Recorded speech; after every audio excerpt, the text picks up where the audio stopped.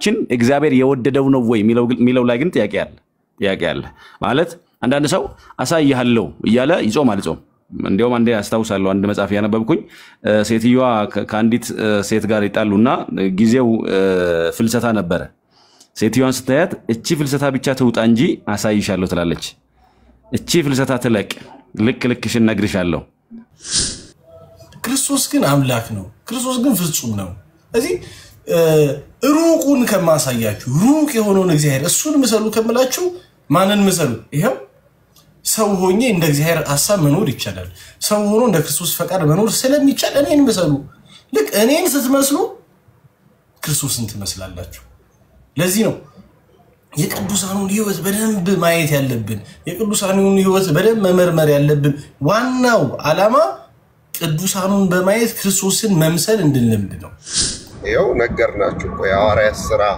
ምዕራፍ 23 ላይ እንደዛ ከሆነ ሰዎች ሰውን ለመግደል ጾም ካወጁ በላያቸው ላይ ያ ቅድስና አይሰጥምና በኑሯችሁ ቅዱሳን እግዚአብሔር ወይ ማረ አማኑኤል ወይ ማረ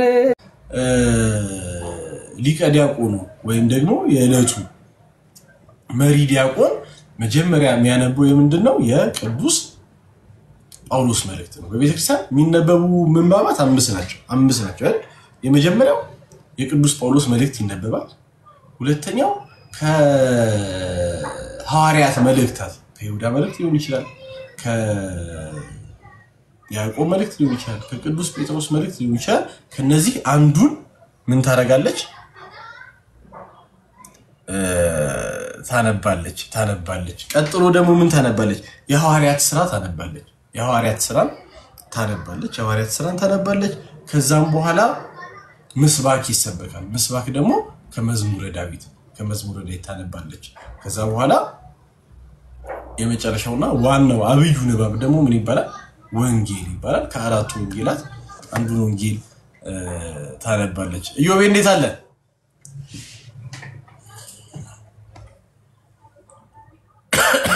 ሰላም እንዴት አመሻችሁ እንዴት ዋላችሁ እንዴት ተሳደራችሁ እግዚአብሔር ይመስገን ኢዮብ አባቴ ሁሉ ሰላም እየተዘጋጀ ነው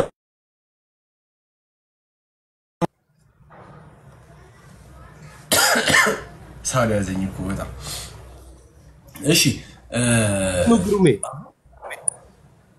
ዝግጅቱ አንዴ ቆይ ኢዮብ ስለ ቅድስት የተወሰነ ነገር እየነገርክልኝ እግዚአብሔር አምላካችሁ እኔ ቅዱስ ነኝና እናንተም ቅዱሳን ሁኑ ስለሚለው ሐሳብ አንዴ እየነገርክልኝ ኤርፎን ላምጣ ለኔ በጣም ነው ሩቆ ነው የሚሰማኝ ያለ ኤርፎን እና በጣም ከይቅርታ ጋር ኢዮብ ስለዚህ ሐሳብ እየነገርክልኝ እንትን ላምጣ ኤርፎን ላምጣ በጣም ከይቅርታ ጋር እሺ ኢዮብ እሺ ብሬ ይመች ቦታ አይደለም መሰለኝ አሁን እንደምታውቀው ሀገራችን ኔትወርክም የለም አይ ምዕመናን ጸልዩ ብሬ ወደ ከተማ እንዲገባ ጸልዩ ከዛ ግን እንዳትል ባይዘ ቅድስት ሥላሴ ያለው ሰው ነኝ ነው የሄድክበትን እኮ አይደለም ያልኩ ምትኖርበት እኔ ግን ያንተን መምጣት በጣም በጉጉት እየጠበቅኩ ነው የት ወደዛ ግደለኝ ጸልያለሁ እኔ አሁን ጸሎቴን ቀይሬያለሁ ያንተ መምጣት ነው ጸሎቴ ሁሉ ቅድስት ሥላሴ ነው እንዴ ልንመጣ ነው እኛ አዎ እየጠበቋችሁ እኮ ነው እንመጣለን ወይተን ኧረ ነው እስኪ ነው ያደምተኒ ጅርቱ እንዱፍናማ እና ብዙ ይወርፍተን እሺ ይብል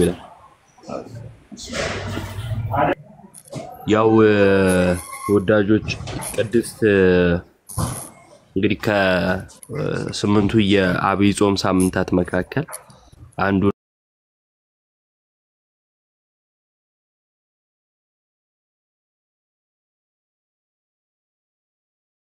ሳምንት ነው ማለት ነውና ከዛ ጋር ተያይዞ ደግሞ እግዚአብሔርም ቅድም ግሩሜ እንዳለው ቅዱስ ነኝና ቅዱሳን ሁኑ ስላለ ለቅድስና የተጠራነን ማለት ነው በኑሯችን ምን እንመስላለን እያንዳንዳችን እናውቃለን ጥሪያችን ግን ምንድነው ለቅድስና ነው ለመልካም ነገር ለበጎ ነገር ተጠርተናል በተጠራንበት ዓላማ ብንኖር እንድንበታለን የተጠራንበትን ዓላማ ብንሽር ደግሞ ወይንም ደግሞ ባንኖረው ደግሞ ምን ሆናለን ከድህነት እንወጣለን ማለት ነውና ድህነታችንን እናጣለን ማለት ነው ስለዚህ ክርስቲያን የተጠራበትን ዓላማ መኖር አለበት አምላኩን መምሰል አለበት ጳውሎስ እኔ ክርስቶስ እንደምመስል እናንተ ምንን ምሰሉ ብሎ ክርስትና እግዚአብሔርን የመምሰል ህይወት እንደሆነ ነግሮናልና የልጁን መልክ እንድንመስልም ተጠርተናል ስለዚህ በተቻለ መጠን ሰው በቅድስና ሊመላለስ ይገባዋል ማለት ነውና ቅድስትን ስናስብ የሰንበትን ቅድስና እንማማራለን እንዲሁም ደግሞ የእግዚአብሔር ቅዱስ ሆኖ እኛ ለቅድስና እንደጠራንም ደግሞ ልናስበው የሚገባ ሐሳብ ይሆናል ማለት ነውና ከዚህ የተነሳ ለቅድስና እንደተጠራ ልንዘነጋው የማይገባ ሐሳብ ነው ማለት ነው ግሩሜ ተመቸውት እንዴ ጥሎ ተመልሶ የሚሄደው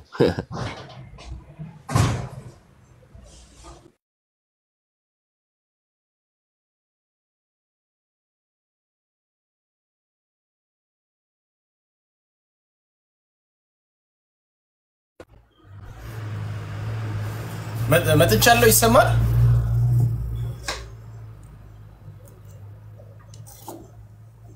ሰለም አይሰማም አይ ድምጽ ነበረ ግን ተመቸው መሰለኝ ጥለኝ ላጣልክ መታም ተመልሰ ሄድክ አጣው ቴሌፎኔን እንጂ የተንኮሉ ደግሞ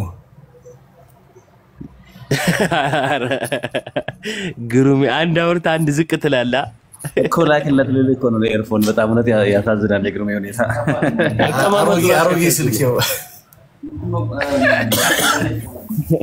ምንባባቱ ላይ የተወሰነ ነገር እንበል ዮቤና ብሬ ምንባባቱን እንትን እንበልና እንግዲህ አሁን ነገ ቅዳሴ ኤጲፋኒዮስ ላይ ሲቀደስ መጀመሪያ የሚነበበው የቅዱስ ጳውሎስ መልእክት አንደኛ ተሰሎንቄ ምዕራፍ 4 ከቁጥር 1 ነውና እሱ ላይ ያለውን ምንባብ ላንብብና ብሬ ደግሞ ሐሳቡን በደንብ ትገልጽልናለህ አንደኛ ተሰሎንቄ ምዕራፍ 4 ከቁጥር 1 ጀምሮ ያለው ቃል እንደዚህ ይላል እንግዲህ በቀረውስ ወንድሞች ሆይ ልትመላለሱ እግዚአብሔርንም ደስ ልታሰኙ እንዴት እንደሚገባችሁ ከኛ ዘንድ እንደተቀበላችሁ እናንተ ደግሞ እንደምትመላለሱ ከፊት ይልቅ ትበዙ ዘንድ በጌታ በኢየሱስ እንለምናችኋለን እንመክራችሁማለን በጌታ በኢየሱስ የትኛውን ትእዛዝ እንደሰጠናችሁ ታውቃላችሁና ይህ የእግዚአብሔር ፈቃድ እርሱ መቀደሳችሁ ነውና ይህ የእግዚአብሔር ፈቃድ እርሱ መቀደሳችሁ ነውና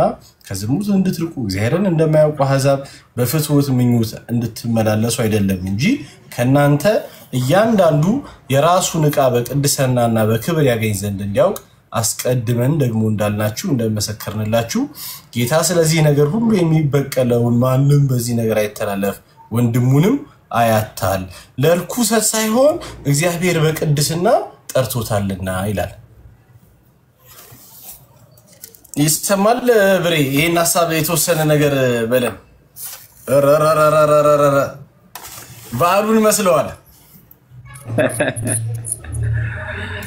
እንደዚህ ደስ የሚል እንትን አለተል ቡና ጠጣክ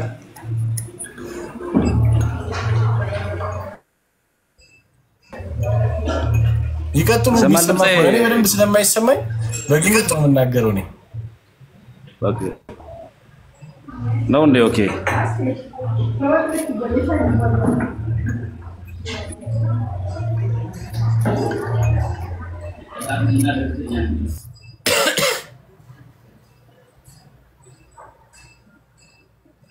ብሬ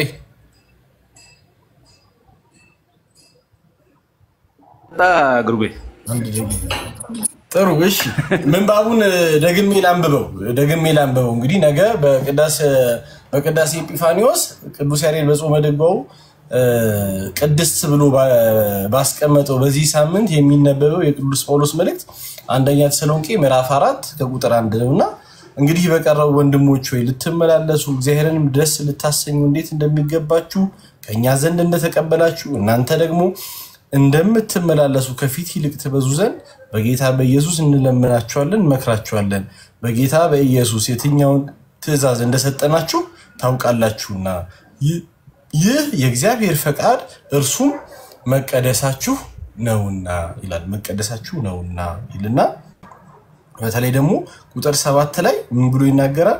ለርኩሰት ሳይሆን እግዚአብሔር በቅድስና ጠርቶናል። ለርኩሰት ሳይሆን እግዚአብሔር በቅድስና ጠርቶናል ይላል። እንግዲህ አንደኛ ተሰሎንቄ ምዕራፍ 4 ቁጥር 1 እንግዲህ ይሄ ሳምንት ቅድስና ንጽህና ለእግዚአብሔር መለየትን ለእግዚአብሔር መመረጥን የምናይበት እንደ አባታችን እንደ ቅዱስ ያሬድ አቀማመጥ ወይም ደግሞ በዚህ አብይ ጾምን ለ8 ከፍሎ ባስቀመጠበት በዚህ ይዘት ይሄንን መንባብ በቅዱስ ጳውሎስ መልእክት ላይ በአንደኛ ተሰሎንቄ ምዕራፍ 4 ቁጥር 1 ላይ ያለውን የቅዱስ ጳውሎስ መልእክት ንባብ እናገኛለንና ይሄንን የተወሰነ እዚህ ላይ የተወሰነ መምህር ብሬ ይሉናል። መምህር ብሬ ቀላል ሰው እንዳይመስላችሁ ፎሎ ያደረጋችሁ ፎሎ አድርጉ። መምህር ብሬ እውነተኛ አምላክ ማን ነው የሚለው መጽሐፍ አይታችኋል አይደል? የት ጋር ያለው የኔ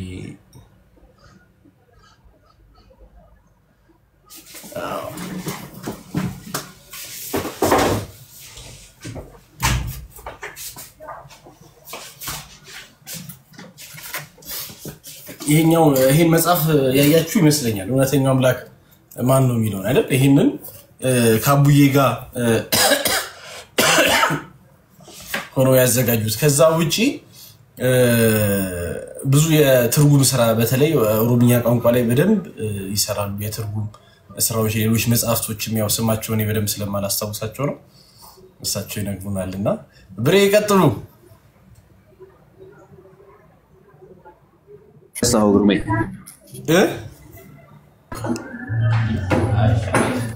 ይቀጥሉ። በቃ ስለማይሰማት ነው። እሺ አመሰግናለሁ። አይ ቲንክ ይሰማል ድምጽ አይደል? ከታች የሚሰማችሁ እስኪ ይሰማል በሉኝ።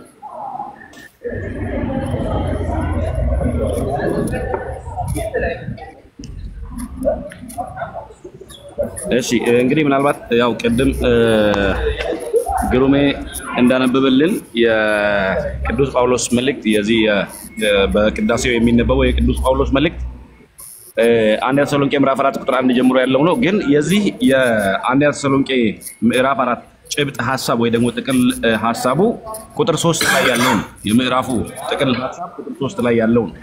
ይህ የእግዚአብሔር ፈቃድ እርሱም መቀደሳችሁ ነውና። ስለዚህ ሲጠቀለል የምዕራፉ ሐሳብ የኛ የእግዚአብሔር ፈቃድ ከኛ የሚፈልገው እግዚአብሔር ከኛ የሚጠብቀው እግዚአብሔር መቀደሳችን ነው። ምክንያቱም ይህም የእግዚአብሔር ፈቃድ መቀደሳችሁ ነውና አለ። አስቀድሞ እግዚአብሔር እኔ ቅዱስ ነኝና እናንተም ቅዱሳን ሁኑ ብሎ በቀደመው ዘመን እግዚአብሔር ተናግሯል። እግዚአብሔር በባህሪው ቅዱስ በባህሪው ንጹህ ነው። እግዚአብሔር ደግሞ ቅዱስ ስለሆነ ተቀደሱ እያለ እኔ ቅዱስ እንደሆንኩ እናንተም ቅዱሳን ሁኑ እያለ እኛም ቅዱሳን እንድንሆን እኛም በቅድስና እንድንመላለስ ይነግረናል።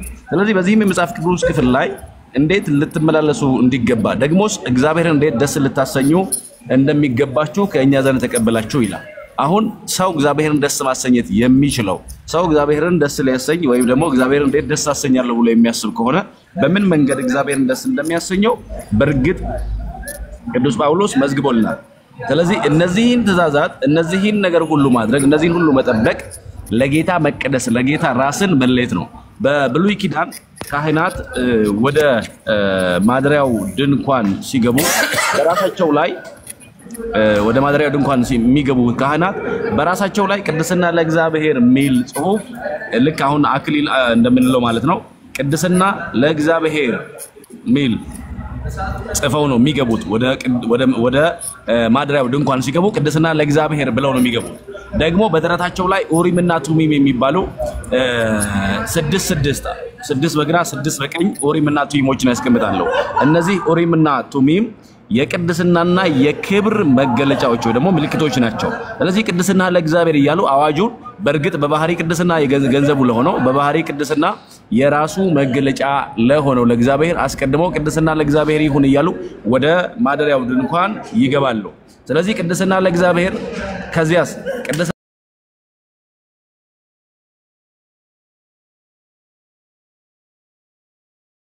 አባታችን ቅዱስ እንደሆነ እኛ ልጆቹ ደግሞ እኛ የእርሱ የሆነው ደግሞ እንድንቀደስ እግዚአብሔር ትእዛዝን ወይም ደግሞ ሕግን ሥርዓትን ሰራለን።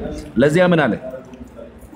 አስቀድመን ደግሞ እንዳልናችሁና እንደመሰከንላችሁ ጌታ ስለዚህ ነገር ሁሉ የሚበቀል ነውና ማንም በዚህ ነገር አይተላለፍ ወንድሙንም አያታላ። ከዚያ ለርኩሰት ሳይሆን እግዚአብሔር በቅድስና ጠርቶናልና። ለምን ጠራን እግዚአብሔር? እንዴትስ ጠራን እግዚአብሔር ከተባለ በቅድስና፣ ለርኩሰት ሳይሆን በቅድስና እግዚአብሔር ጠርቶናል። ምን ማለት ነው? በቀደመው ዘመን ከኃጢአት ርኩሰት መንጻት የሚቻለው ለጊዜው ካለው ከኃጢአት ለምጽ መንጻት የሚቻለው የዋኖሶችን የርግቦችና የበጎችን ደም በማፍሰስ ነው። አንድ ኃጢአተኛ ወደ ማደሪያው ድንኳን ወይም ደግሞ ወደ ካህኑ በግ ይዞ ይመጣል። ይዞ የመጣውን በግ በካህኑ ፊት ያቀርባል።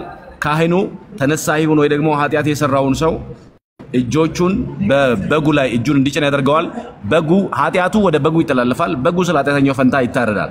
ያም ተነሳሂ ወይም ኃጢአተኛ ሰው ከኃጢአቱ ይነጻል ማለት ነው። በሐዲስ ኪዳን ግን እውነተኛው በግ የእግዚአብሔር ልጅ ኢየሱስ ክርስቶስ ስለ ሁላችን አንድ ጊዜ መስቀል ላይ ደሙን አፈሰሰ።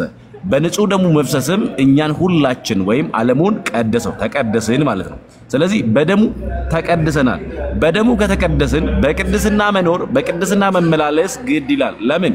እግዚአብሔር ለቅድስና እንጂ ለርኩሰት ምን አላለንምና አልጠራንምና። ያም ደግሞ የእግዚአብሔር ፈቃዱ ምንድነው ስንል ቅዱስ ጳውሎስ እንደነገረን መቀደሳችሁ ነውና። ስለዚህ እግዚአብሔር መቀደሳችንን ይፈልጋል። እግዚአብሔር በቅድስና መኖራችንን ይፈልጋል። ራሳችንን መጠበቃችንን ይፈልጋል። ከኃጢአት ርኩሰት ራስን መጠበቅ፣ ራስን ማንጻት፣ ራስን ለእግዚአብሔር መለየት፣ ራስን ለእግዚአብሔር መቀደስ ያስፈልጋል። ስለዚህ በዚህ ሳምንት ወይም ደግሞ ቀጥሎ ባለው ከነገ ጀምሮ ባለው ቀናት ስለ ቅድስና እናወራለን። ስለ ሰንበት ቅድስና እናነሳለን። ደግሞ እግዚአብሔር እንዴት ባለ መንገድ እንደቀደሰን እንናገራለን፣ እናስተምርበታለን። የእግዚአብሔር ደግሞ ሐሳቡ በልጆቹ ላይ ምንድነው ከተባለ መቀደሳችን መሆኑን ጭምር የሚተረክበት የሚነገርበት ነው።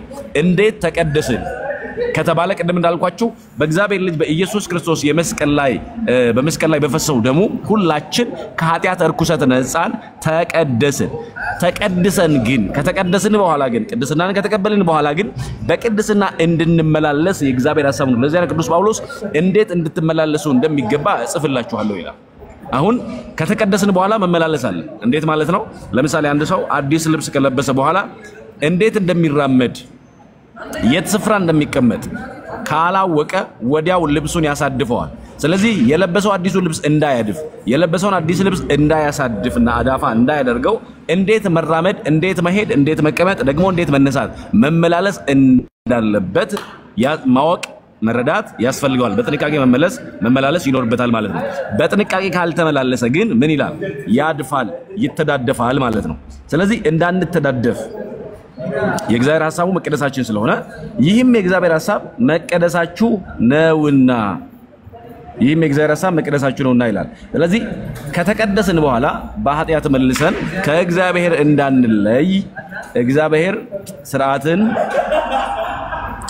ሰራልን። እንዴት መመላለስ እንዳለብን እንዴት መኖር እንዳለብን ማለት። ስለዚህ የቅድስና ሳምንት ነው። ስለ ቅድስና የሚተረክበት ስለ ቅድስና የሚነገርበት ሳምንት ነው።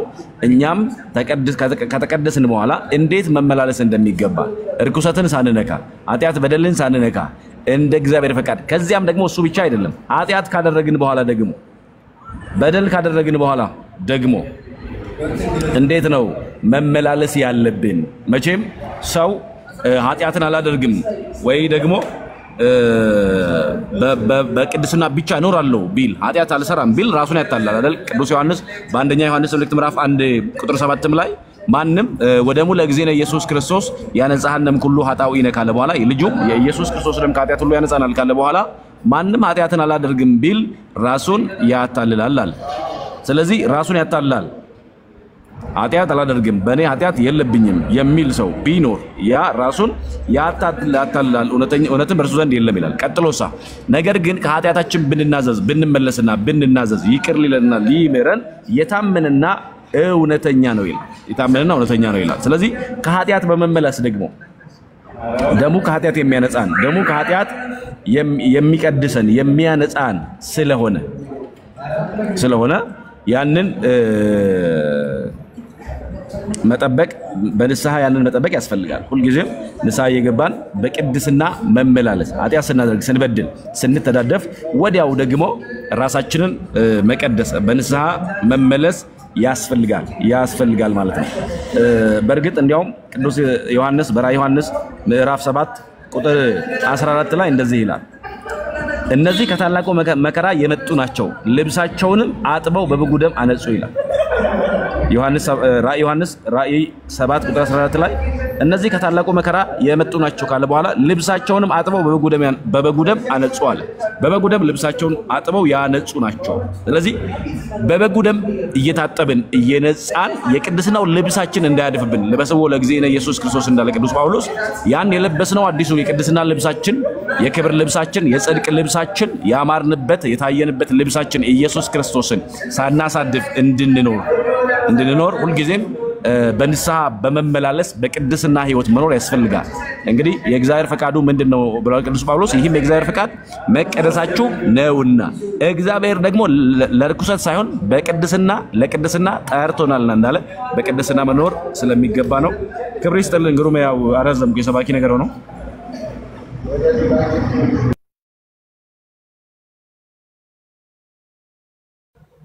ያክብርልን መምህርዬ ቃለ ሕይወት ያሰማልን።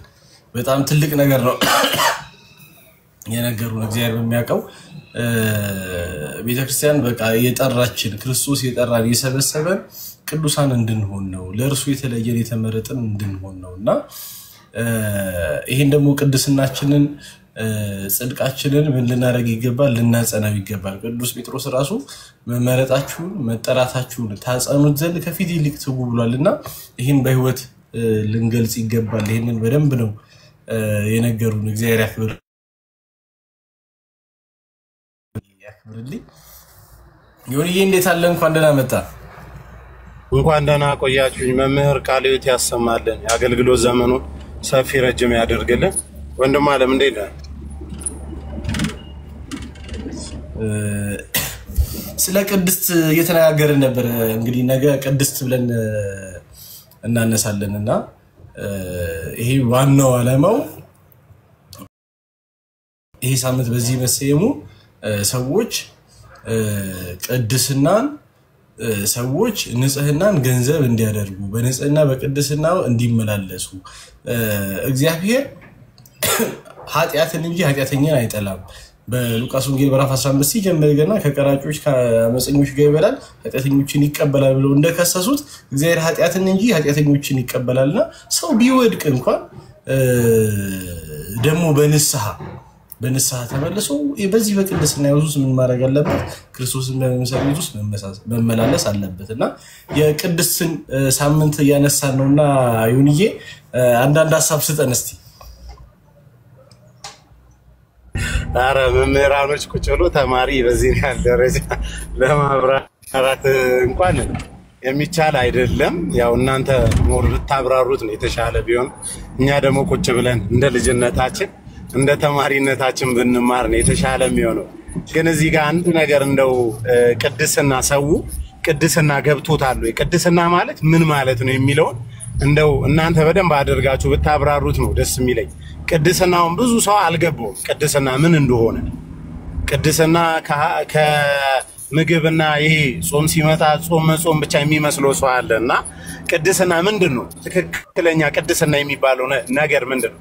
ከሐሜት መራቅ፣ ከወሬ ካሉባልታ፣ ወንድሙን ከመጣል ከመገፍተር፣ ከዚህ ይሄ ከምግብ ከመከልከል ባለፈ ቅድስና እኔ ብዙ ጊዜ እንደው የኢትዮጵያ ኦርቶዶክስ ተዋህዶ አማኝ ቢመለከት ብዬ የማስበው ታላላቅ ገድል የፈጸሙ እነ ቅድስት ክርስቶስ ሰምራን፣ እነ ሰማዕቷ ቅድስት አርሴማን፣ እነ አቡነ ተክለ ሃይማኖትን የነሱን ታሪክ እንደው በደንብ አድርጎ እንዲገባው አድርጎ ቢያነብ ቅድስና ምን እንደሆነ ማለት በዛ ውስጥ መልሱን ያገኙታል ብዬ አስባለሁና መምህር ግሩም እኔ እንኳን ያው ስማር ነው የሚያምርብኝና በዚህ ዙሪያ እርሶ እንደው መምህርም አሉ በደንብ ቅድስና የሚባለው ነገር እንዲገባን እንደው ብታስተምሩ ብዬ ነው እኔ ሐሳብ መስጠት የምፈልገው። አመሰግናለሁ።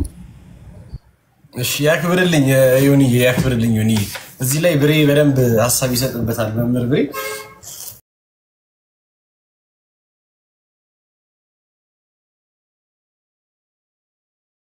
ቅድስና ማለት ዕውቀት አይደለም ቅድስና ማለት ስለ እግዚአብሔር እንዲህ ነው ብሎ መናገር አይደለም ወይ ስለ ክርስትና እንዲህ ነው ብሎ መናገር አይደለም ስለ ቅዳሴ እንዲህ ነው ብሎ መናገር አይደለም ቅድስና ህይወት ነው በህይወት የሚገለጽ ነው የኛ ቤተክርስቲያን መምህር ብሬ ከተሳሳትኩ ያርሙኛል ነገረ መለኮትን ራሱ መታይበት ይሄ ቲዮሎጂውን መታይበት መንገድ ራሱ ይሄ ዌስተርን ዓለም ከሚያይበት መንገድ የተለየ ነው ዌስተርን ዓለም ነገረ መለኮትን እንደ አንድ ጥናት ነው የሚመለከተው ወይም እግዚአብሔርን በእግዚአብሔርነቱ መጠን ለማወቅ ስለሚደረግ ጥናት ነው በቃ በእኛ ግን ነገረ መለኮትን የምናይበት መንገድ ራሱ ይሄ ቲዮሎጂ ምንድነው ነገር የምናይበት ራሱ ሚስቲካል ዩኒየን ዊዝ ጋር ነው ከእግዚአብሔር ጋር ህብረት አንድነት ማድረግ ነው እንጂ ዝም ብሎ እግዚአብሔር አንድም ሶስትም ነው ብሎ ማወቅ አይደለምና ቅድስናም ስንል ለእግዚአብሔር መመረጥ መለየት ስንል በህይወት የሚገለጽ ነው በአንደበት በንግግር ብቻ የሚወራ ነገር አይደለም ዕውቀት ብቻ አይደለም በህይወት ምንገልጸው ነው ቅድስና በህይወት ምንገልጸው እንዴት ነው ስንል ክርስቶስን በመምሰል ነው በተለይ ዮኒ በጣም ትልቁም ነገር ያነሳልን ነገር አለ ቅዱስ ጳውሎስም የተናገረው ቅዱስ ጳውሎስ ምን አለ እኔ ክርስቶስን እንደምመስል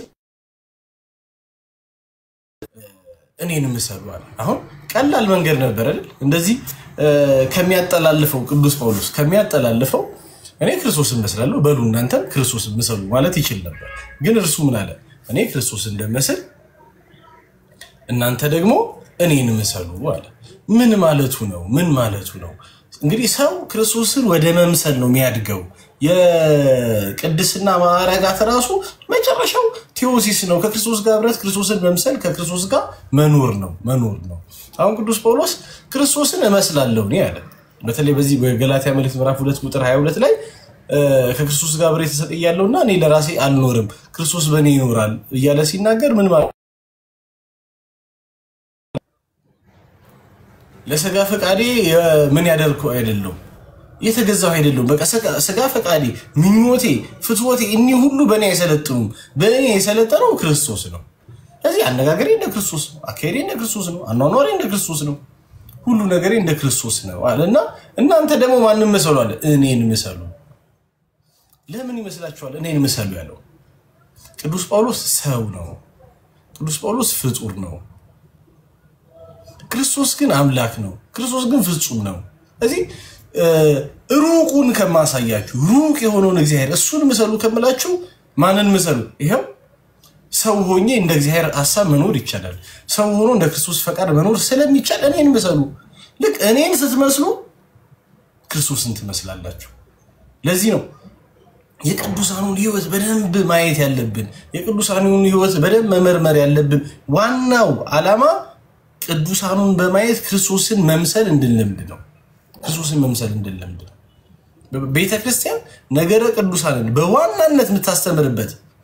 በዋናነት የምታስተምርበት ምክንያት እነርሱን ማየት ክርስቶስን ወደ መምሰል የሚያሻግር ስለሆነ የነሱን አሰረፍኖት መከተል ክርስቶስን ወደ መከተል የሚያሻግር ስለሆነ ልክ እንዴት ያለ መሰላችሁ ትምህርት ላይ አሁን አፓረንት ስንወጣ ምናምን ታስተውሳላችሁ አሁን አፓረንት ማለት የሆነ ቲዮሪቲካል ስንማር ቆይተን ያን ቲዮሪውን ኤክስፒሪየንስ ሲደረግ ልናይ ወይም ደግሞ ኤክስፒሪየንስ ልናደርገው ሪል የሆነ ወርልድ ላይ ምን እናደርጋለን እንወጣለን ፕራክቲስ እናደርጋለን አፓረንት ስንል ያ ቅዱሳኑ እኔ እንደው በህሊኔ ቅድስናን በፕራክቲስ መልኩ የምናውቅባቸው ናቸው ክርስቶስ ፍጹም የሆነውን ወንጌል ከሰጠን በኋላ ያ ወንጌል ሰው በሆኑ ሰዎች ፍጡር በሆኑ ሰዎች ያ የክርስቶስ ወንጌል ሲሰራ ምናይባቸው እነዚህ ቅዱሳን ናቸው አሃ ለካ ሰው ይችላል ይሄንን ሰው ያደርገዋል አይ ቅዱሳኑን ስናይ ወደዚህ ወደ ቅድስና መንገድ ክርስቶስን ወደ መምሰል ምን የሚያደርጉናቸው የሚመሩናቸውና ለእግዚአብሔር መመረጥ መለየት ስንል ቅድስና የምናጸናው ቅዱሳኑን እያየን ቅዱስ ጳውሎስ በዕብራውያን መልእክት ምዕራፍ 13 ላይ ይሄንን ሐሳብ ያስቀምጣል የቀደሙ እግዚአብሔርን ቃል የተናገሩ ዋኖቻችሁን አስቡ የኑሯቸውን ፍሬ እየተመለከታችሁ በእምነት ምሰሏቸው ለምን እነሱን መምሰል ክርስቶስን መምሰል ስለሆነ ሌላ ነገር የለውም የቅዱሳኑን ህይወት ምናነበው ቅዱሳኑ የነበራቸውን ተጋድሎ የነበራቸውን የሰማዕትነት ታሪክ ምናነበው እነሱም በመምሰሉ ውስጥ ክርስቶስን መምሰል ስላለ ነው።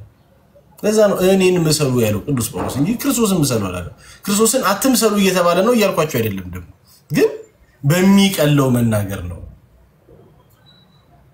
እንደኛ ሰው በሆኑት መናገር ነው።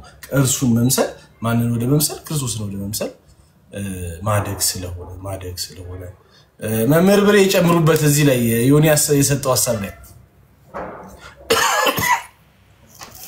እኔ ስለሚያስለኝ አስሬ ማይክ ይብዛል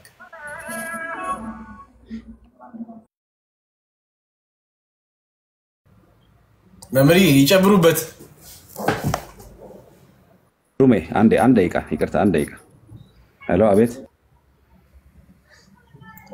እሺ በደንብ አልተሰማኝም አይ ቆይ አንዴ ብለዋል መምህር ዮኒ ይሰማል ለምንድን ነው ያነሳሁት ይሄንን ነገር አሁን ብዙ ሰው ቅድስና የሚመስለው ገዳም መመላለስ ይመስላል ብዙ ሰው የመነኮሳቱን ልብስ ለብሶ ሲያዩ በቃ በቅድስና ህይወት ውስጥ ያለ ይመስላል ብዙ ሰው አንደርስታንድ የሚያደርገው ቅድስናን ቤተክርስቲያን ማሰራት እንደ ቅድስና አድርጎ ይወስዷልና እንደዚህ አይነት ሮንግ የሆኑ አስተሳሰቦች ስላሉ እነዚህ ነገሮች በጣም በብዙ ሰዎች ዘንድ መጥራት ስላለበት ነው አሁን የቅድስና ጥጉ ያ ስላልሆነ ማለት ነው እንደው ቤተክርስቲያን ማስከፈቱ በቤተክርስቲያን መመላለሱ ገዳማትን ማስጎብኘቱ ገዳማት እንዳይዘጉ ማድረጉ ያ ራሱን የቻለ ነገር ቢኖረው ከዛ ባለፈ ግን ቅድስና ምን እንደሆነ በደንብ ሊገባን ይገባል ተመርምሮ ህይወታችን ውስጥ ሲገባ አንዳንዴ እንደው እዚህ ሶሻል ሚዲያ ላይ በጣም የምታዘበው ነገር አለና አንዳንዳችን መንፈሳዊነታችን ወይም ደግሞ መንፈሳዊ የምንመስለው እዚህ ሶሻል ሚዲያ ላይ ነው ትክክለኛ ህይወታችን ላይ ሲመጣና ትክክለኛ ህይወታችን ላይ ራሳችንም ስንመጣ መንፈሳዊያን አይደለንም በጣም ይጎለናል ይሄ ሶሻል ሚዲያ የሰጠን የሆነ ደስ የማይል ነገር አለ በቃ ያ ነገር ይደብቋል እና ቅድስና በተግባር መሆን መቻል ስላለበት ነው አንድ ኦርቶዶክሳዊ ነኝ ብሎ ሲናገርና ሲያወራ ወይም በኩራት እንትን ሲል ምግባሩ ህይወቱ መስበክ መቻል አለበት አይደል ያው መምህራኖች ታርሙኛላችሁ ይጥለማስ ያ ማር እንትን መስበክ መቻል አለበት ህይወቱ ራሱ አዋዋሉ አመጋገቡ እንደው አባ ገብረ ኪዳን በዚህ ዙሪያ በጣም ትልቅ ማብራሪያ ሰጥተውበታልና መምህር ስለተመለሱ ወደሳቸው እንሂድ አረ ቀጥል ዮኒ ያክብርልን ብሬ ሐሳብ ስጥበት እውነት ነው ዮኒ ያነሳው ሐሳብ ምንድነው ለምሳሌ ክርስቶስ ራሱ ምን አለ አንዳንዶች ራሳቸውን ይለውጣሉ ይሄ ከማስመሰል ጋር ሲናገር የብርሃን መልአክ እስኪመስሉ ራሳቸውን ይለውጣሉ ነገር ግን በምን ታውቃቸዋላችሁ በፍሬ ታውቃላችሁ ምንድነው ፍሬ ህይወታቸው ላይ የሚታየው ፍሬ ምንድነው የበደላቸውን ይቅር ይላሉ ወይ ራሳቸውን ዝቅ ያደርጋሉ ወይ ሁሉን እኩል አድርገው ይወዳሉ ወይ ይሄ ፍሬ ይታይባቸዋል ወይ ቅድስና ማለት እኮ በህይወት የሚገለጥ ነው ያ በህይወት መንገልጠው ደግሞ ክርስቶስ በዚህ ምድር ኑሮ ያሳየንን ነገር ነው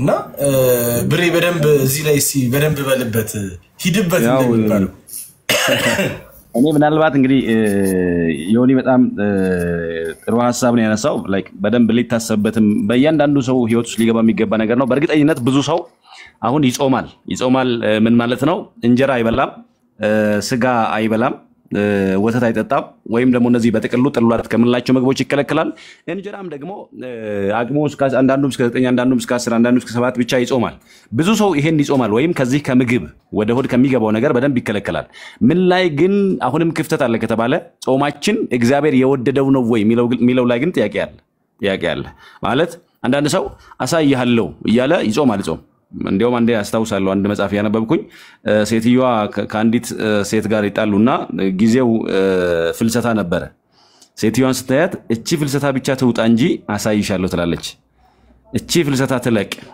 ልክሽን ነግርሻለሁ ኦሬዲ አሁን እኚ ሴትዮ የጾሙ አይደለም እኮ ያው ልክልኳን እየነገሯት ነው ሴትዮዋን የጾሙ አይደለም ማለት ጾሙን የሆነ ጊዜ ይሄ የማይቀብ ጊዜ አድርጎ ማሰብ ራሱ ልክ አይደለም ጾሙን የማይቀብ ጊዜ ማለት ምን ማለት ነው እስከሆነ ጊዜ ከሆነ ነገር ምን ተቀበበት ያ ጊዜ ሲያልፍ ደግሞ ምን ቀጥልበት አይደለም ነገር ግን እስኪ የምትችሉ ሰዎች በማርያም ኢሳይያስ 58ን አንብቡት። ኢሳይያስ 58ን ማንበብ የቻለ ሰው እግዚአብሔር በርግጥ ከኔ ምን ይፈልጋል፣ በጾሜ ወቅት የእግዚአብሔር ሐሳቡ ምንድነው የሚለውን ይረዳል። ለዚያ ነው ነብዩ ኢሳይያስ በኃይል ጩህ አትቆጠብ፣ ድምጽህን እንደ መለከት አንሳ፣ ለሕዝቤ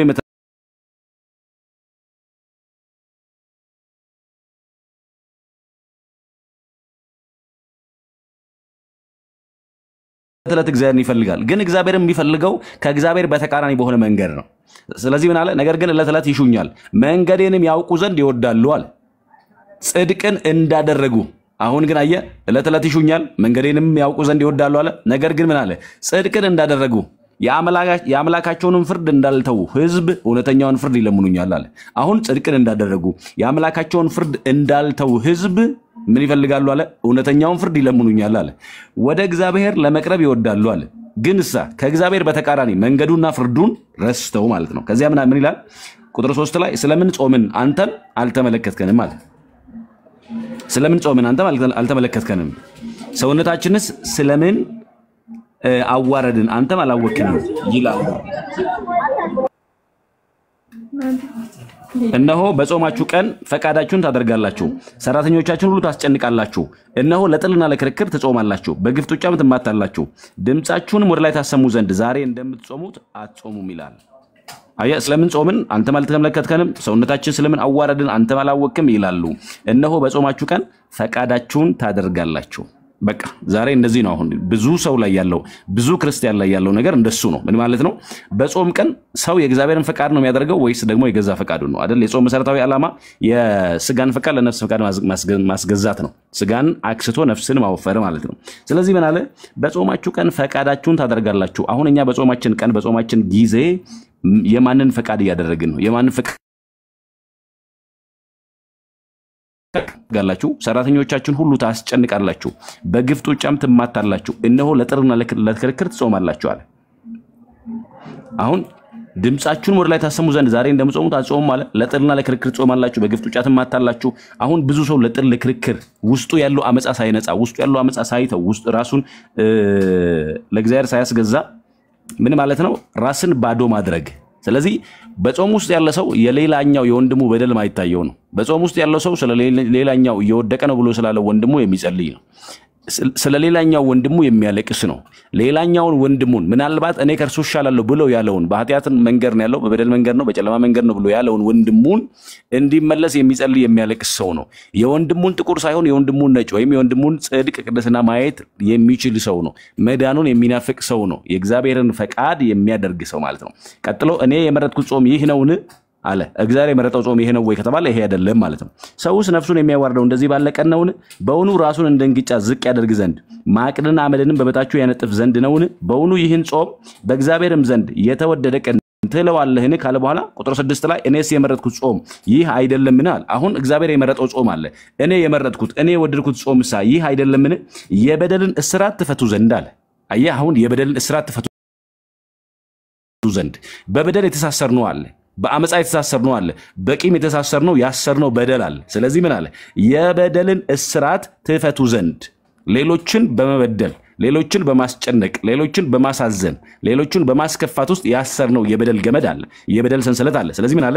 የበደልን እስራት ትፈቱ ዘንድ አለ። እግዚአብሔር የቱን ጾም መርጧል? እግዚአብሔር የቱን ጾም ፈልጓል ወይም ደግሞ አጽድቆታል ከተባለ እርሱ የወደደው ጾም የበደልን እስራት ትፈቱ ዘንድ የቀንበርን ጠፈር ትለቁ ዘንድ። አየህ፣ ብዙዎች ላይ የጫነውን የቀንበር ጠፈር፣ ብዙዎች ላይ የጫነውን ሸክም፣ ብዙዎች ላይ የጣልነውን ዕዳ እሱን እንድናነሳ ነው። ስለዚህ ምን አለ? የቀንበርን ጠፈር ትለቁ ዘንድ የተገፉትንስ አርነት ትሰዱ ዘንድ አለ። የተገፉትን ነፃ ታወጡ ዘንድ የተገፉትንስ አርነት ትሰዱ ዘንድ ቀንበሩንስ ሁሉ ተሰብሩ ዘንድ አይደለምን አለ። ይሄን ታደርጉ ዘንድ አይደለምን? እኔ የመረጥኩት ጾም ይህ ነው፣ እኔ የወደድኩት ጾም ይህ ነው፣ እኔ የፈቀድኩት ጾም ይህ ነው። ስለዚህ መጀመሪያ ምንድነው መንጻት ያለበት ከተባለ በልባችን ያለ አመጻ መንጻት አለበት። እንዲያውም ኢዩኤል ነብዩ ኢዩኤል 2:12 ላይ ሰጥቶ ልበክሙ አላ አልባሲክሙ ይላል። ልባችሁን እንጂ ልብሳችሁን አትቅደዱ ይላል።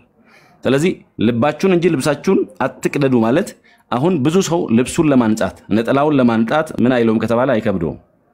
ልብሱን ነጭ ለማድረግ ብዙ ሰው አይከብደውም።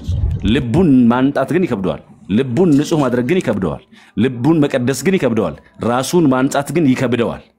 በበጉ ደም ልብሳቸውን ያጠቡ ብፁዓን ናቸው እንደተባለ ራሱን በበጉ ደም ቀድሶ በፍጹም ፍቅር ወደ እግዚአብሔር መቅረብ ግን ብዙ ሰው ይከብደዋል። አሁን እንጀራ አለመብላት ወይንም አለመጠጣት ወይንም ደግሞ ስጋም አለመብላት እነዚህ ሁሉ መዳረሻቸው በራሳቸው ነውር ስለሆኑ ሳይሆን እነዚህ ሁሉ ወዴት እንዲያደርሱ ነው?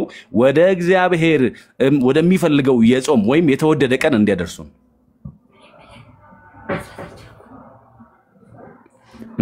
ነው። ስለዚህ ወደዛ መድረስ ካልቻልን ወደዚያ ከተማ መግባት ካልቻልን ጾማችን ለጊዜው የሆነ መከልከል ነው። ከዚያ ምን አለ? እንጀራህን ለተራበ ትቆርስ ዘንድ አለ።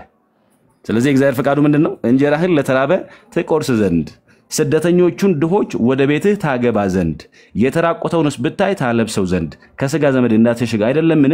የዚያን ጊዜ ብርሃንህ እንደ ንጋት ይበራል፣ ፈውስህም ፈጥኖ ይበቅላል፣ ጽድቅህም በፊትህ ይሄዳል፣ የእግዚአብሔርም ክብር በኋላ ሆኖ ይጠብቅሃል። የዚያን ጊዜ አለ ትጣራለህ አለ። እንግዲህ እነዚህን ካደረግክ አለ ነቢዩ ኢሳይያስ 58 ላይ እነዚህን ካደረግክ በኋላ የዚያን ጊዜ ትጣራለህ፣ እግዚአብሔርም ይሰማሃል፣ ትጮኻለህ፣ እርሱም እነሆኝ ይልሃል። ከመካከልህ ቀንበርን ብታረቅ ጣትህንም መጥቀስ ብትተው ይላል። ባታንጎራጉርም ነፍስህንም ለተራበ ብታፈስ የተጨነቀውንም ነፍስ ብታጠግብ ብርሃንህ በጨለማ ይወጣል፣ ጨለማህም እንደ ቀትር ይሆናል ይላል። ስለዚህ አሁን እግዚአብሔር እንድንጠራው አቤት እንዲለን እንዲመልስልን እንዲሰማን መጀመሪያ ምን ማድረግ አለብን? የእግዚአብሔርን ፈቃድ ማድረግ አለብን። ለምሳሌ አሁን እኛ ብዙ ጊዜ እንጾማለን። ብዙ ጊዜ የጾም ጊዜያቶች አሉን። ግን ደግሞ እንጠይቃለን፣ መልስ የለንም። ግን ደግሞ እንደ ሀገር መልስ የለንም። ግን ደግሞ እንደ ቤተክርስቲያን በብዙ መከራ ውስጥ ፈተና ውስጥ እናልፋለን። ግን ደግሞ እንደ ግለሰብ እንደ ቤተሰብ በብዙ የመከራ ድንኳኖች ወይም ደግሞ ያልተፈቱ ውስብስብ እንቆቅልሾች መካከል እናልፋለን። ይሄ ሁሉ ሲሆን ግን በእርግጥ የእግዚአብሔርን ፈቃድ የእግዚአብሔር ሐሳቡ ምን እንደሆነ መርምረን እያወቅን ወይ ደግሞ እየጠየቅን ነው ወይ? እንደ መጻሕፍት ሐሳብ ለመጾም እየሞከርን ነው ከተባለ ሁሉ ሰው ልቡ በአመፃ ጠቁሯል፣ ልቡ በክፋት ጠቁሯል፣ ልቡ በቂም ተይዟል፣ ቀንበር ጭኗል በሰዎች ላይ የበደልን እስራት አልፈታም፣ ግን ደግሞ ከእንጀራ ተከልክሏል። ለዚያ ነው ጾማችን ለሆነ ጊዜ መታቀብ ወይ ደግሞ ይሄ ኮማንድ ፖስት እንደሚባል ነው። ኮማንድ ፖስቱ ሲነሳ የጾሙ ጉዳይም ይነሳል። ምን ማለት ነው? ለምሳሌ አብይ ጾም ሲመጣ ሲያዝ ቅበላ ተብሎ የበሬ ስጋ ቤት ሰልፍ ነው። አልኮል ግሮሰሪ ሰልፍ ነው። የመሸታ ቤቶች ሰልፍ ናቸው። እሺ ይሁን ጥሩ። በርግጥ በቅድስና ነው የምንቀበለው። ይሁን እንግዲህ ወደ ጾሙ ልንገባ ነው። ይሁን ሰው የበሬ ስጋም ላይ ይሰለፍ። በጣም የሚያስገርመው ልክ ጾሙ ሲያልቅም የበሬ ስጋ ቤት ሰልፍ ነው። አሁንም የአልኮል ግሮሰሪ ሰልፍ ነው። አሁንም መሸታ ቤት ሰልፍ ነው፣ መጨናነቅ ነው። ታዲያ ምንድነው ጾሙ ያተረፈልን? ክርስቶስ ከሞት ተነስቷል ካልን መቃብሩ ለምን ባዶ ይቀራል ብለን እየገባን ነው ማለት ነው። አብረን አይደል? እሱ የትንሳኤችን በኩር ነው፣ ይዞን አይደል የተነሳው? ከሱ ጋር ነው መነሳት። ምን ማለት ነው? ትንሳኤ ልቦና ነው ሊሆን የሚገባው። ግን እሱ የለም። አሁንም ሰው እዛው ሰልፍ ላይ ነው ያለው። እንደው የበሬ ስጋ ሻጮች እጃቸው እስኪደግም በቅበላው ከሸጡ መጨረሻ ላይ ደግሞ ጾሙ ሲፈታ ሲያልቅ ነጭ ለብሰው በካህናት ፊት የሚቆርቡ በስተው እውነተኛውን በግ የእግዚአብሔር ልጅ ኢየሱስ ክርስቶስን የሚያቀብሉ ካህናት ነው እጃቸው መዛል ያለበት፣ እጃቸው መድከም ያለበት። ከበሬ ስጋ ወደ በጉ ስጋ መተላለፍ ካልቻለን ጾሙ ሲያልቅም እየደከምን የቆየ ነው ማለት ነው። የሆነ ጊዜ እረፍት ነው የወሰድነው፣ የሆነ ጊዜ ጋፕ ነው ያደረግነው፣ ልክ ይሄ በሐኪም እንደሚታዘዝ ማለት ነው። ስለዚህ በህይወታችን ላይ ጾማችን ለውጥ ላይ መጣ ያስፈልጋል። ያ ደግሞ ቴዎሲስ ወይም ደግሞ ዲያፊኬሽን እንደሚለው ላቲኑ ወደ እግዚአብሔር ሊያሳድገን ወደ እግዚአብሔር ጽድቅ ከፍ ሊያደርገን እርሱን ወደ መምሰል ሊያደርሰን ካልቻለ እየደከምን ነው። ግን ያው ሊያግዘን ወደሚችል ወደ ጸጋው ዙፋን በእምነት በመቅረብ ወደዚያ መድረስ እንድንችል እንግዲህ እግዚአብሔር ይርዳን። ዞሮ ግን የጾም መሰረታዊ ዓላማ የቤተ ክርስቲያንም ጾምን ማወጅ ዓላማዋ ምንድነው ከተባለ ልጆቿን ለመቀደስ ልጆቿን እንዲቀደሱ ነው። ስለዚህ ይህም የእግዚአብሔር ፈቃድ መቀደሳችሁ ነው እንዳለ ቅዱስ ጳውሎስ። መቀደሳችን የእግዚአብሔር ሐሳቡ ፈቃዱ ስለሆነ የቅድስናን መለማመድ የቅድስናን ኑሮ መለማመድ የቅድስናን ህይወት መለማመድ የግድ ያስፈልጋል። ክርስትና እንጀራም አለመብላት ውሃም አለመጠጣት ደግሞ የሆነ ነገር አለማድረግ ሳይሆን በልብ ንጽህና ወደ እግዚአብሔር መቅረብ ነው። ልባችን ንጹህ ያደረግን። በነገራችን ላይ ለምሳሌ በጣም የበቁ አባቶች በየበረሃው ያሉ አባቶች አሁን በዚህ በአብይ ጾም ወራትም ጅግራም ቢበሉ ቆቅም አግኝተው ቢበሉ ለነሱ ምንም አይደለም። ኦሬዲ እነሱ ከህግ በላይ ናቸው። እኛ ላይ የተጭኖ ያለው የህግ ስራ እነሱን አያስጨንቃቸውም። በጽድቅ ወደ እግዚአብሔር ከፍ ያሉ ከህግ ስርዓት ከህግ ስራርም ከፍ ያሉ የእግዚአብሔርን ፈቃድ በምላት የተቀበሉ ስለሆኑ ማለት ነው። እኔና እናንተ ግን እንግዲህ ዛሬም ያለንበት እናውቃለን። ግን በዚህ ጾምም በመቀደስ በልባችን መለወጥ ለጌታ ታደሱ ወይ ደግሞ ተቀደሱ እንጂ ይሄን ዓለም አትምሰሉ እንዳለ በልባችን መለወጥ እንድንችል እግዚአብሔር ይርዳን። አበዛው መሰለኝ ግሩሜ ቴንክ ዩ። ያክብርልን መምህር ብርዬ ቃልዎት ያሰማልን እግዚአብሔር ይስጥልን። ሳምንት በቅዳሴው ላይ በስርዓተ አምልኮ ላይ የሚነበቡ ምንባባትን መነሻ ያደረግን እየተወያየን ነውና አሁን ደግሞ ቀጣዩን ምንባብ አንብቤ ዲያቆን ሕዝቅያስ ሰላም ብለውን እዛ ላይ አንድ ሐሳባቸውን ደግሞ እንዲያካፍሉ እንጋብዛለሁ። እንግዲህ ቅድም ብሬ በአንደኛ ተሰሎንቄ ምዕራፍ 4 ከቁጥር 1 ጀምሮ የሚነበበውን የቅዱስ ጳውሎስ መልእክት ነው። እንግዲህ ነገ በቅዳሴ ኤጲፋንዮስ የሚነበበውን የቅዱስ ጳውሎስ መልእክትን መነሻ አድርጎ ነው ብሬ በደንብ አድርጎ ያስተማረን። እግዚአብሔር ይስጥልን ቃልዎት ያሰማልን። አሁን እንግዲህ ዲያቆን ሕዝቅያስን ከመጋበዜ በፊት ምንባቡን ደግሞ ላንብላችሁና ከመልእክታት ደግሞ የአንደኛ ጴጥሮስ መልእክት ምዕራፍ 1 ከቁጥር 13 ነው ነገ የሚነበበው። እንግዲህ ይሄን ቃል ከመጽሐፍ ቅዱስ አንብላችሁና እዚህ ላይ ደግሞ ዕለቱን አስተካከው። በተለይ ይሄ ቅድስት የምንለው ቅድስና ንጽህና ለእግዚአብሔር መለየት መመረጥ የሚሰበክበት ዕለትም ስለሆነ ያንን ምንባብ ላንብና የቅዱስ ጳውሎስ መልእክትን መምህር ዲያቆን ሕዝቅያስን ጋብዛለሁ። እንግዲህ አንደኛ ጴጥሮስ ምዕራፍ 1 ከቁጥር 13 ጀምሮ ያለውን ሐሳብ በደንብ ስሙኝና የመምህርን የዲያቆን ሕዝቅያስን ደግሞ ሐሳብ ትወስዳላችሁ ማለት ነው። እንደዚህ ይላል። ስለዚህ የልቦናችሁን ወገብ ታጥቃችሁና በመጠን ኖራችሁ ኢየሱስ ክርስቶስ ሲገለጥ የምታገኙትን ጸጋ ፈጽማችሁ ተስፋ አድርጉ። ስለዚህ የልቦናችሁን ወገብ ታጥቃችሁና በመጠን ኖራችሁ ኢየሱስ ክርስቶስ ሲገለጥ የምታገኙትን ጸጋ ፈጽማችሁ ተስፋ አድርጉ። እንደሚታዘዙ ልጆች ባለማወቃችሁ አስቀድሞ የኖራችሁበትን ምኞት አትከተሉ። በደንብ አስተውሉ። እንደሚታዘዙ ልጆች ባለማወቃችሁ አስቀድሞ የኖራችሁበትን ምኞት አትከተሉ።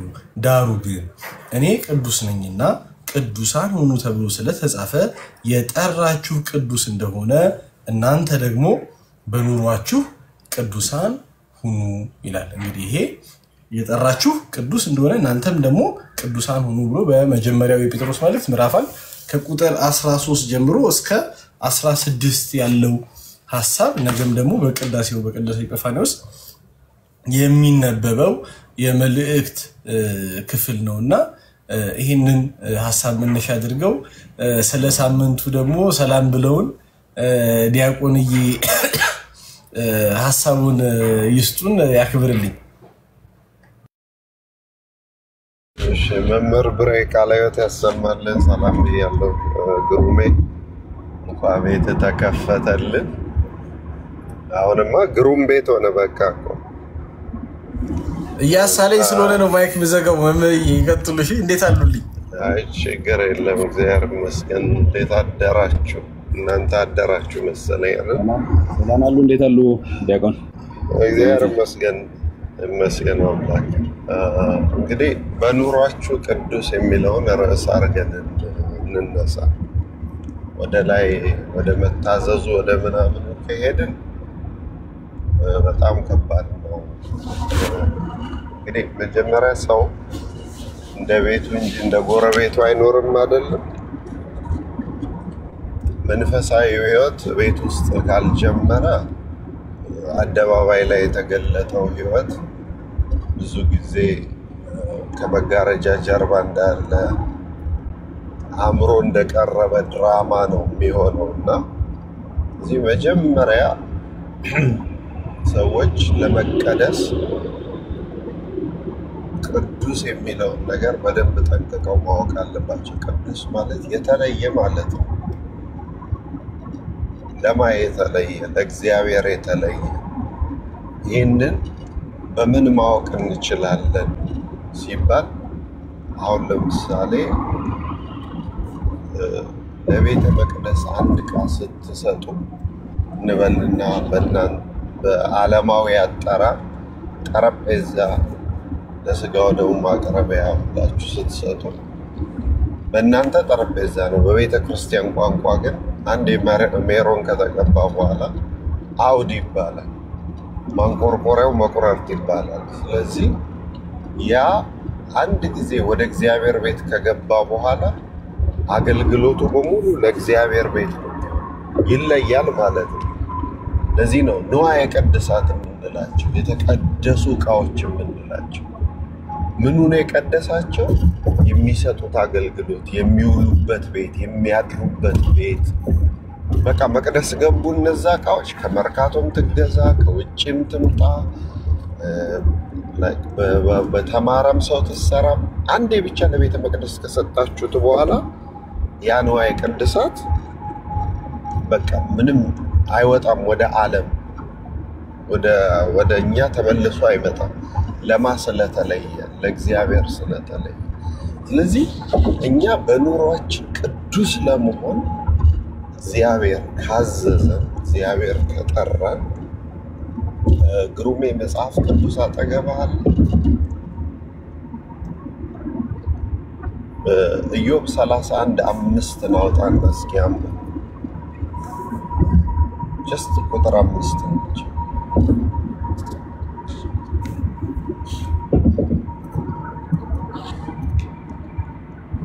ይሰማል? ይሰማል።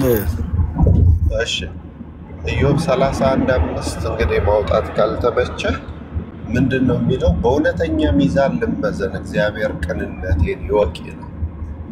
አሁን በእውነተኛ ሚዛን ልመዘን ብሏል ኢዮብ። ለምንድነው እንደዛ ያለ ሲባል ለሰዎች ቢነግራቸው ምን ቢላቸው ሊገባቸው አልቻለም።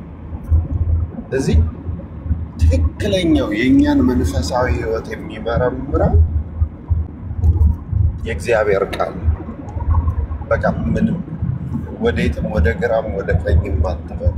የኛ ህይወት የሚመረምረው የእግዚአብሔር ቃል። ለዛ ነው ኢዮብ እስቲ የእግዚአብሔር ቃል ላይ አቁሙኝና ፍረዱብኝ፣ ቅን ካለው በእውነተኛ ሚዛን ልመዘን እግዚአብሔር ቅንነቴ ነው። ክርስቲያኖች በዚህ ሳምንት ለራሳችን ልንነግረው የሚገባው ምንድነው? የጠራኝ ቅዱስ ከሆነ፣ የተጠራሁት ደግሞ ቅዱስ ለመሆን ከሆነ በምንድነው ልቀደስ የሚችል?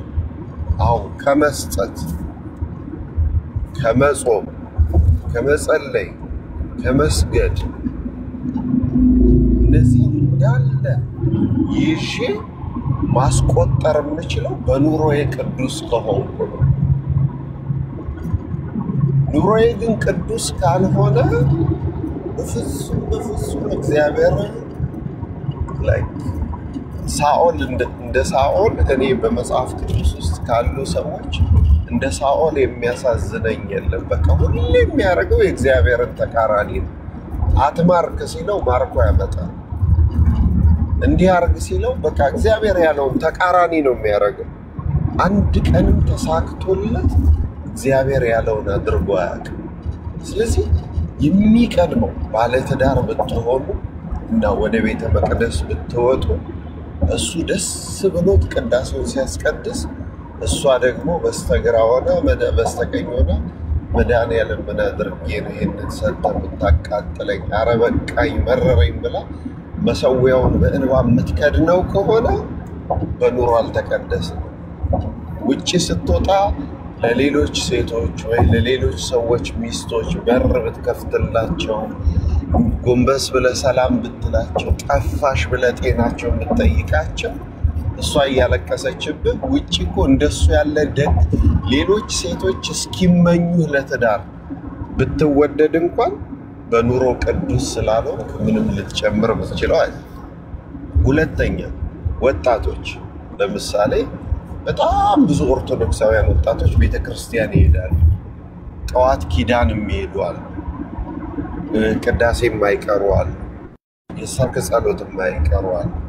ይሄ ከስንፍና ጋር ከሆነ በኑሯችሁ አሮጊቷ እናትሽ፣ ሽማግሌው አባትሽ፣ አንቺ ሄደሽ ኪዳን አድርሰሽ ጸሎት አድርገሽ መጥተሽ እነሱ በሽምግልና ወገባቸው የሰሩትን ፍርፍር ወይም ደግሞ ሽሮ ግጥም አድርገሽ በልተሽ ተኝተሽ ዕቃ ሳታጥቢላቸው ሳትመረቂ ተኝተሽ ወይንም ደግሞ ኪዳን አድርሰሽ መጥተሽ ደከመኝ ልተኛ ቅዳሴ ስለሚሄድ ብለሽ ቅዳሴ ሄደሽ ስትመለሽ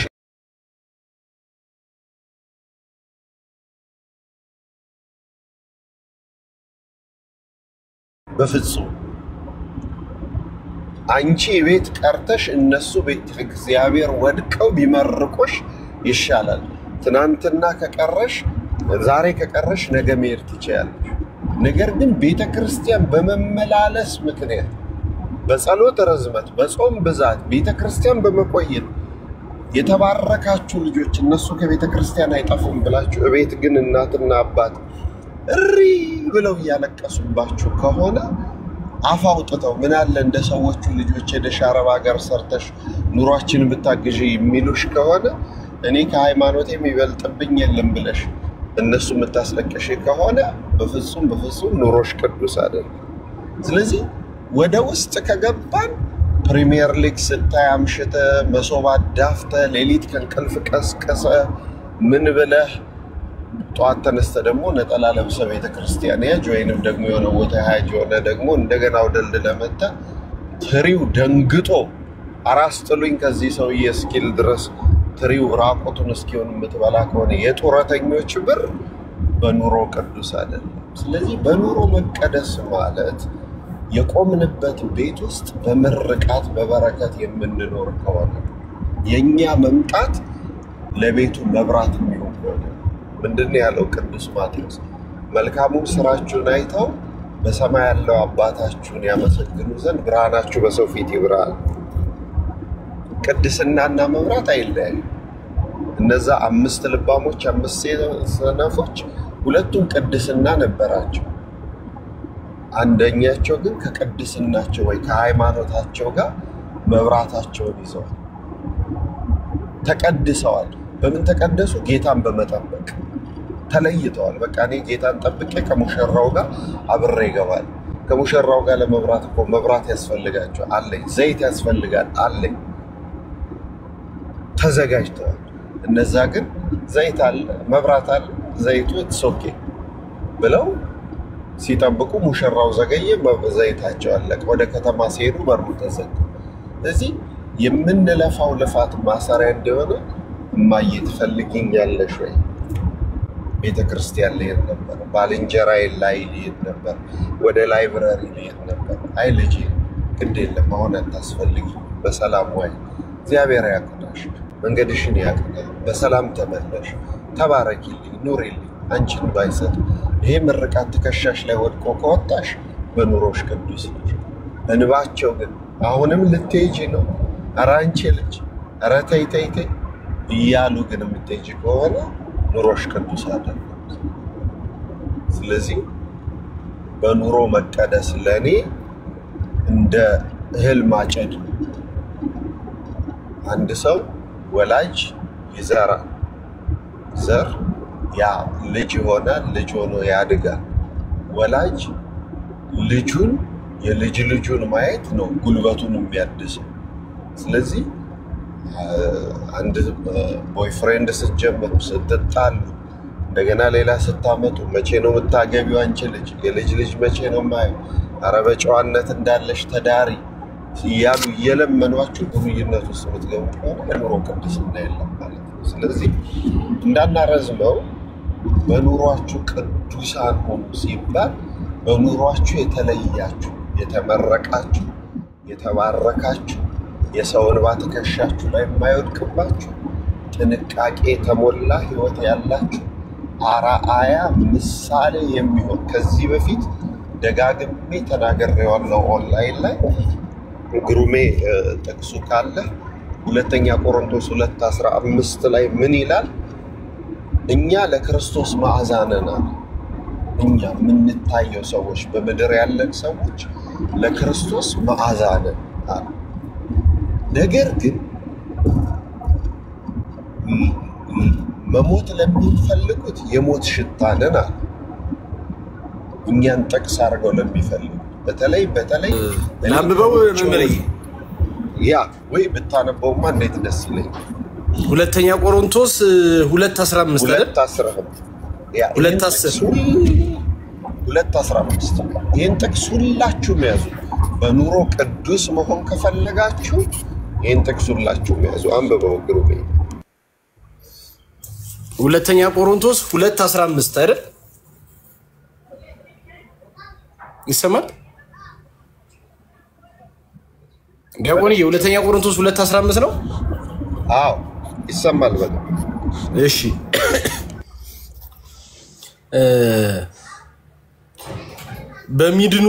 በሚድኑትና በሚጠፉት ዘንድ ለእግዚአብሔር የክርስቶስ መዓዛ ነንና ለነዚህ ለሞት የሚሆን የሞት ሽታ ለነዚያም ለሕይወት የሚሆን የሕይወት ሽታ ነን። ለዚህም ነገር የሚበቃ ማን ነው?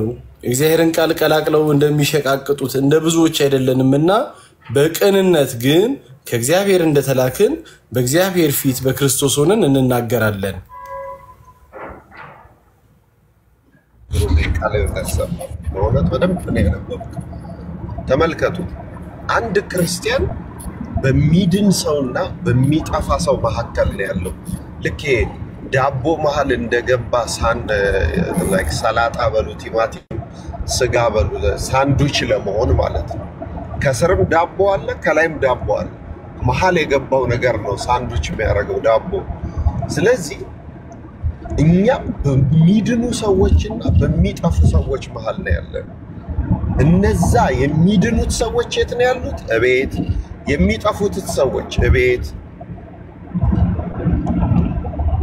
አንድ ሰው እኛን ጥቅስ አድርጎ ለመሞት ዝግጁ ነው። በቃ ወይ እነሱ እኮ በስመ አብ ወወልድ ወመንፈስ ቅዱስ በስመ አብ ወወልድ ወመንፈስ ቅዱስ አንዴ ነጠላ ለብሰው እንደዚህ ብለው ስታዩአቸው ብለው እኛን ጥቅስ አድርገው ለመሞት የተዘጋጀ ሰው አለ። እንደገና ደግሞ እኛን ጥቅስ አድርጎ ለመዳን የተዘጋጀ ሰው አለ። ወይ ታድሎ መንፈሳዊ ሕይወቱ እኮ እንዴት ያስቀናል! የሷ መንፈሳዊ ሕይወቱ ከልቧ እኮ ነው። የሚገርም አትዋሽም፣ አይዋሽም። ቤተሰቡ እንዴት ቀጥ አድርጎ ይዟል፣ ትዳሩ እንዴት ቀጥ አድርጎ ይዟል። የተባረከ ሰው ነው። እንዴት የተቀደሰ ሰው መሰለ። በሚስቱ በልጆቹ ቀልድ አያውቅም፣ በቤተ ክርስቲያን ቀልድ አያውቅም፣ በሃይማኖቱ ቀልድ አያውቅም። ሲጾም አያስመስልም፣ ሲሰጥ ከልቡ ነው። በቃ ደስ የሚል መንፈሳዊ ሕይወት አለው። መድኃኔዓለም ቢረዳኝና እኔም እንደሱ ብሆን ብሎ እኛን ጥቅስ የሚያደርግ ሰው አለ። ኧረ እነሱ እኮ ጀርባቸው አይገለጥ ብሎ ደግሞ እኛን ጥቅስ አድርጎ አልሰማችሁም? እኔ እኮ ከቄሶች ይሻላለሁ፣ እኔ በቀን በቀን ከሚመላለሱት ይሻላለሁ የሚል ሰው የለም? አለ። ስለዚህ ልነግራችሁ የምችለው ሁል ጊዜ በሰዎች መካከል ነው ያለው። ታዲያ ያንን ቅዱስ ጳውሎስ ምን አለ? በሚድኑትና በሚጠፉት መካከል ነን፣ ግን እኛ ለእግዚአብሔር የክርስቶስ መዓዛ ነን አለ። ክርስቶስ ምን እንደሸተተ ተመልከቱ። አቤት የክርስቶስ መዓዛው! ታዲያ ለዚህ ነገር የሚበቃ ማን ነው? በቃ የሕይወት ሽታ ለመሽተት የሚበቃ ማን ነው እንደ ክርስቶስ? ለሞትማ የሚሸት ሞልቷል። ለዚህ አይደል እንዴ ልበ አምላክ ዳዊት በጎን ማን ያሳየናል የሚሉ ብዙ ናቸው ያለው? በጎ የሚያሳይማ ጠፍቷል። ዘመናት በተቀየሩ ቁጥር ምሳሌ የሚሆን ሰው እየጠፋ ነው የመጣው። ስለዚህ በዚህ ጥፋት በታወጀበት ዓለም ውስጥ ሁሌ ለጭንቅላታችሁ መልእክት ንገሩ። በሚድኑትና በሚጠፉት ዘንድ ለክርስቶስ የእግዚአብሔር መዓዛ ነን አለ። የእግዚአብሔርን ቃል ቀላቅለው እንደሚሸቃቅጡት እንደ አንዳንዶች አይደለም። እዚህ የእግዚአብሔርን ቃል ካልሸቃቀጥ ነው በጣም በግልጽ በሆነ አማርኛ ነው ያስቀመጠው ቅዱስ ጴጥሮስ። የጠራችሁ ቅዱስ ነውና በኑሯችሁ ቅዱሳን ሁኑ። በቃ በኑሯችሁ የተለየ ሁኑ። ምን ያለው መዓዛ ያለው ምን አይነት መዓዛ? ለክርስቶስ የሆነ መዓዛ፣ ለክርስቶስ የሆነ መዓዛ። ታስታውሳላችሁ ጌታን በስምዖን ቤት ያገኘችው ሴት ታሪክ ታስታውሷታላችሁ? እንዴት አይነት ትምህርት የተማረች እንደሆነች። እኛ 4 ኪሎ እያለን ግሩሜ በጣም የሚገርም ነበር። ስላሴ ከበር ርቀት የሚመለሱ ነበሩ።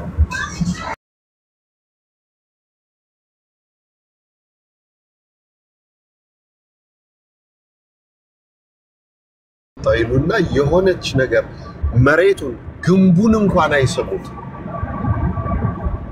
እንደዛ አይነት ፈሪሃ እግዚአብሔር ያላቸው ሰዎች ነበሩ። እና ምንድነው ያቺ ሴት ከብሉይ ኪዳን አንድ ነገር ተምራለች። ጌታን በስምዖን ቤት ስታገኘው ከብሉይ ኪዳን አንድ ነገር ተምራለች። ምን ተምራለች? ከመልካም ሽቱ መልካም ስም። እቺ ሴትዮ ስሟ ሴተኛ ዳሪ ወይም ጋለሞታ። እሷ ጋር ያለ ሽቶ ደግሞ ማንም ጋር የለም። ያ ሽቶ እሷ ጋር ብቻ ነው ያለው። ያ ብልቃጥ ያ ውድ ሽቶ እሷ ጋር ነው ያለው። ስለዚህ ምን አሰበች? ስምዖን ቤት ገባችና ስምዖን ደግሞ በለምጽ ተመቶ የ20 ብር ደግሶ የ100 ብር ያጉረመርማል። በቃ ላይክ የ20 ብር ድግስ ነው ጣል ያደረገው። እንግዲህ ግን የሚያጉረመርመው በሚድኑ ሰዎች ላይ የሚያጉረመርመው አይታል። ልክ እሷ እንደገባች ጌታን አገኘችው። ስታገኘው ለዝሙት የተነሳ እግሯን ተንበረከከችበት። ሰው ጠቅሶ ያሳሳቱ አይኖቿን አለቀሰችበት። ዞማ ጸጉሯን ፎጣ አረገችው። እየሰሰተች የምትቀባውን ያንን ሽቱ ብልቃጡን ሰበረችውና እንዳላፈሰሰችው ላይ ብለ ልክ እንዳሰበችው የቸገራት መልካም ስም ነበረ። ልጄ ወይ አታስቸግሯት። የሚያስቸግሯትን ካስቆመ በኋላ ምን አለ? ልጄ ወይ ወንጌል በተሰበከበት ሁሉ ስምሽ ይሰበካል አለ። ምን ተብሎ? ዘማዊ ስትገባ ነበር፣ ስትወጣ ምን ሆነች? ጌታን ሽቶ የቀባችው ሆነች። አሁን ማንም ሰባኪ ዘማዊ ብሎ ጀምሮ ጌታን ሽቶ አሁን በኑሮዋ እቺ ሴት ምን ሆነች? ቅዱስ ሆነች ማለት ነው። እዚህ በኑሮአችሁ ቅዱሳን ሆኑ ሲባል ቅድም እንዳልነው ቅዱስ ጳውሎስ እንዳለ ምንድነው? በሚድኑትና በሚጠፉት ዘንድ መካከል እኛ ለክርስቶስ መዓዛ ነው። እዛው ሁለተኛ ቆሮንቶስ ምዕራፍ 3 ቁጥር 1ንም ስታነበው ምን ይላል? ሰዎች ሁሉ የሚያነቡት በልባችን የተጻፈ ደብዳቤ እናንተ ናችሁ አለ። እዚህ ክርስቲያን ማለት የሚነበብ ደብዳቤ ነውና እባካችሁ ጾሙ ሲመጣ ብቻ ሳይሆን ጾሙም ሳይኖር ጾሙም ሲኖር ቤተክርስቲያን የጠራችሁ ቅዱስ ነውና በኑሯችሁ ቅዱሳን ሁኑ ያለችው ምሳሌ የሆነ ህይወት ኑሩ ስትል ነውና ምሳሌ የሆነ ህይወት እንድንኖር አምላካችን አባታችን ይርዳል። አለበለዚያ ለጾም ከሆነ የሐዋርያት ሥራ ምዕራፍ 23ን ብታነቡ ምርጥ ጾም የጾሙ ሰዎች አሉ። በጣም ምርጥ ልዩ ጾም። ምን አይነት ጾም? ጳውሎስን እስኪገድሉት ድረስ ውሃ እንዳይጠጡ እህል እንዳይበሉ የተማማሉ ሰዎች ነበሩ። ጳውሎስን እስኪገድሉት ድረስ። እዚህ ሰዎች ጾምን ለፈለጉት ነገር ሊያደርጉት ይችላሉ። አፍረው ሊጾሙ ይችላሉ። ስጋ ቤት ስለተዘጋ ሊጾሙ ይችላሉ። በቃ አንደኛው ተዘግቷል። ቦርጭ ለመቀነስ ሊጾሙ ይችላሉ። እንደገና ቤተክርስቲያን ስላለች ቤት ውስጥ የሚበላ ማንም የሚሰጥ ስለሌለ እሱ አይደለም። ይኸው ነገርናችሁ እኮ የሐዋርያት ሥራ ምዕራፍ 23 ላይ እንደዛ ከሆነ ሰዎች ሰውን ለመግደል ጾም ካወጁ በላያቸው ላይ ያ ቅድስና አይሰጥምና በኑሯችሁ ቅዱሳን ሁኑ